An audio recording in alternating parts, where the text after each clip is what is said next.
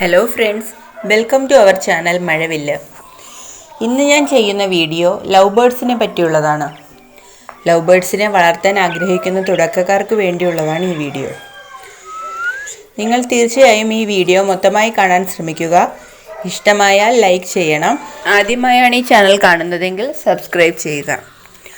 അപ്പോൾ നമുക്ക് വീഡിയോയിലേക്ക് കിടക്കാം. എല്ലാവരും വളർത്താൻ വളരെയധികം ആഗ്രഹിക്കുന്ന ഒരു പക്ഷിയാണ് ലവ് ബേർഡ്സ്.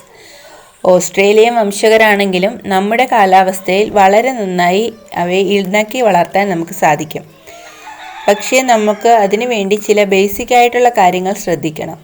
അങ്ങനെ ശ്രദ്ധിച്ച് വളർത്തുകയാണെങ്കിൽ ഇവർ പെട്ടെന്ന് ബ്രീഡാവുകയും മുട്ടയിടുകയും കുഞ്ഞുങ്ങൾ നല്ല രീതിയിൽ വളർന്നു കിട്ടുകയും ചെയ്യും. ലവ് ബേർഡ്സിനെ വളർത്താൻ നമ്മൾ ആദ്യമായി പ്ലാൻ ചെയ്യുമ്പോൾ തന്നെ അതിനു വേണ്ടി ഒരു അത്യാവശ്യം വലിയ ഒരു കൂട് തന്നെ സെറ്റ് ചെയ്യണം. ഒന്നോ രണ്ടോ പേരാണെങ്കിൽ തന്നെ നമ്മളതിനെ ഒരു സാധാ തത്തക്കൂട് പോലെയുള്ളൊരു കൂട്ടിലിട്ട് വളർത്താൻ ശ്രമിക്കരുത്. അങ്ങനെ ഇട്ടാൽ വളരുമായിരിക്കും, പക്ഷേ ഒരിക്കലും അത് ബ്രീഡാവുകയോ ബ്രീഡായാൽ തന്നെ മുട്ടയിട്ടതിന് ശേഷം ആ മുട്ട കുത്തി വെളിയിൽ കളയാനൊക്കെയുള്ള സാധ്യത വളരെ കൂടുതലാണ്. അതുകൊണ്ട് അത്യാവശ്യം നല്ല രീതിയിൽ അതിന് പറന്ന് നടക്കാൻ പറ്റുന്ന രീതിയിലുള്ള കൂട് തന്നെ സെറ്റ് ചെയ്യുക. അതുപോലെ തന്നെ കൂടുണ്ടാക്കുന്ന സമയത്ത് തടി മാക്സിമം ഒഴിവാക്കിക്കൊണ്ട് നെറ്റ് യൂസ് ചെയ്യുക. ഇതുപോലത്തെ മെഷാണ് യൂസ് ചെയ്യേണ്ടത് നല്ലത്. ഇത് 1/2 ഇഞ്ച് അളവിലുള്ളതാണ്. ഈ കണ്ണിയകലമാണ് ഏറ്റവും നല്ലത്. ഇത് ചെറുതായാലും കുഴപ്പമില്ല, പക്ഷെ ഒരിക്കലും ഇതിൽ വലുതാവാൻ പാടില്ല. കണ്ണിയകലം കൂടിയാൽ അതുവഴി ഇഴജന്തുക്കൾ കൂട്ടിനകത്ത് കയറാനും കിളികളെ പിടിക്കാനും അതുപോലെ മുട്ടയെടുത്ത് തിന്നാനും ഒക്കെയുള്ള സാധ്യതകൾ കൂടുതലാണ്. അതുകൊണ്ടാണ് ചെറിയ കണ്ണി യൂസ് ചെയ്യണമെന്ന് പറയുന്നത്. പിന്നീട് ശ്രദ്ധിക്കേണ്ട ഒന്നാണ്, നമ്മൾ കൂടിനകത്ത് കലം വെച്ച് മുട്ടയിടാൻ വേണ്ടി കലം വെച്ച് കൊടുക്കും. കലമോ അല്ലെങ്കിൽ നെസ്റ്റ് ബോക്സ് ഒക്കെ വെച്ച് കൊടുക്കുന്നവരുണ്ട്. ഇത് വെക്കുന്ന സമയത്ത് നമ്മൾ ഒരു 2 പേരാണ് ഉള്ളതെങ്കിൽ, നമ്മുടെ കയ്യിൽ 2 പേർ ലവ് ബേർഡ്സേ ഉള്ളൂ എങ്കിൽ തന്നെ നമ്മൾ 2 കലം വെക്കാൻ ശ്രമിക്കരുത്. നമ്മൾ അതിന് പകരം ഒരു 5ഓ 6ഓ കലം വെച്ച് കൊടുക്കുക. കാരണം ഈ ലവ് ബേർഡ്സ് അവയ്ക്കൊരു ശീലമുണ്ട്. നമ്മൾ കൂട്ടിൽ എത്ര കലം വെച്ച് കൊടുത്തിട്ടുണ്ടോ അത് എല്ലാ കലത്തിലും കയറി അതിന് ഇഷ്ടപ്പെട്ട, അതിന് പ്രൈവസി ഉണ്ട് എന്നോ, അതിനെ വേറെ ആരും വെളിയിൽ നിന്ന് ശല്യം ചെയ്യില്ല എന്നോ, അതിൻ്റെ മുട്ട എപ്പോഴും സേഫായിട്ടിരിക്കും, അങ്ങനെ ഒരു ഫീൽ വന്നാൽ കലത്തിൽ കയറി അത് മുട്ടയിടത്തുള്ളൂ. ചിലപ്പോൾ ഈ 2 കലം വെച്ച് കൊടുക്കുമ്പം അത് 2 പേർ കിളിയിലെ 2 പേർ കാണും.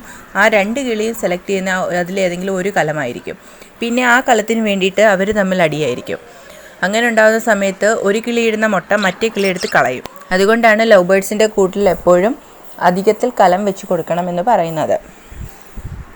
അതുപോലെ തന്നെ നമ്മൾ ലവ് ബേർഡ്സിൻ്റെ കൂട് വയ്ക്കുന്നത് ഒരു തണലുള്ള സ്ഥലത്താണെങ്കിൽ വളരെ നന്നായിരിക്കും. ഡയറക്റ്റ് ചൂടടിക്കുന്നത് ലവ് ബേർഡ്സിൻ്റെ മുട്ട വിരിയാതിരിക്കാനൊക്കെ ഒരു പ്രധാന കാരണമാണ്. അതുപോലെ തന്നെ നമ്മൾ കലം സെറ്റ് ചെയ്യുന്ന സമയത്ത് അതിനകത്ത് ചകിരി, കച്ചി തുടങ്ങിയ ഒരു സാധനങ്ങളും ഇട്ട് കൊടുക്കാൻ പാടില്ല. ലവ് ബേർഡ്സ് കൂടുകൂട്ടി മുട്ടയിടുന്ന ഒരു പക്ഷിയല്ല. അതിന് കലം മാത്രം മതി. ആ കലത്തിനകത്ത് അത് തൂവൽ പറിച്ചിടുകയോ അല്ലെങ്കിൽ എങ്ങനെയാണെന്ന് വെച്ചാൽ അത് ചെയ്തോളും. നമ്മൾ അതിന് ഒന്നും ചെയ്തു കൊടുക്കേണ്ട കാര്യമില്ല. അങ്ങനെ എന്തെങ്കിലും നമ്മൾ കലത്തിനകത്ത് ഇടുകയാണെങ്കിൽ ചിലപ്പോൾ ആ കിളി ആ ഒരു കലത്തിൽ കയറാതിരിക്കാനുള്ള സാധ്യത വളരെ കൂടുതലാണ്. അപ്പോൾ അതൊന്ന് ശ്രദ്ധിക്കണം എല്ലാവരും. അതുപോലെ തന്നെ നമ്മൾ കലം വെച്ച് കൊടുക്കുമ്പോൾ കലത്തിൻ്റെ ഭാഗം നമ്മൾ പ്ലാസ്റ്റിക്കോ തുണിയോ വെച്ചിട്ട് നല്ല രീതിയിൽ കവർ ചെയ്യുക.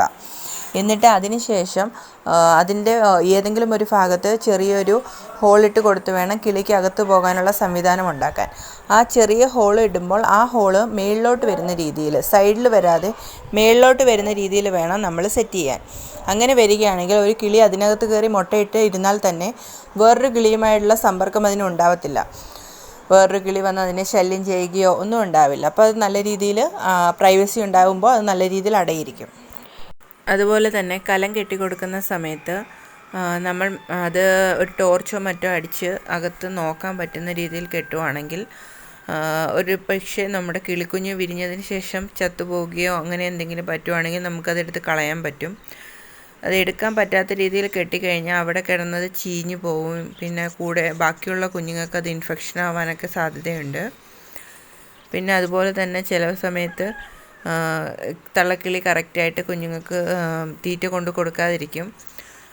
ആ സമയത്ത് നമുക്ക് വേണമെങ്കിൽ കിളിക്കുഞ്ഞിനെ എടുത്ത് നമുക്ക് ഹാൻഡ് ഫീഡ് ചെയ്യാനും പറ്റും.